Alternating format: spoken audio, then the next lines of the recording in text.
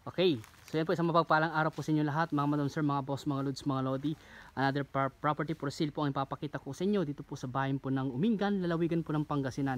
Ito po ay mango farm o residential mango farm, at meron po itong 50 more or less po na puno ng mangga, at meron din po mga gimilin na trees, at may mga tinanim po silang mga papaya, buko, at kung ano pa yung mga tinanim po nila dito. At ito po ay located nga po dito sa Umingan, Pangasinan. Meron pong presyo po ito na 4.5 million. Dati po siyang 5.2 pero drenap na po nila sa 4.5 para mabili din daw po nila. Ang reason kung ba't nila binibenta, kailangan daw po nila ng pera para po sa kanilang mga anak na nag-aaral po. So ito po ay titled property. Ayan po, ilalagay ko sa comment section yung full video ng property nito para mapanood po ninyo. At makita nyo po yung ibang mga part ng property nito, at makita nyo rin po na yung loob ng bahay.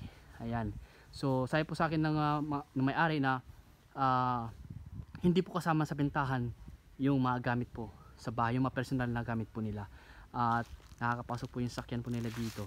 At malapit lang po ito sa cemented road, mga siguro nasa mga 500 meters sa provincial road yon, mga 500 meters, and then sa national highway siguro nasa mga 4 to 5 kilometers po, and then sa town proper ng Umingan siguro nasa mga 15 minutes driving, and then sa Kiplex, Rosales, Bilases exit nasa mga 15 to 20 minutes po driving. Ayan, so kung may katanungan po kayo regarding sa property na to, tawag lang po kayo sa akin, at please follow and subscribe po para sa ibang mga property po na ipa-vlog po namin. So maraming salamat po and God bless.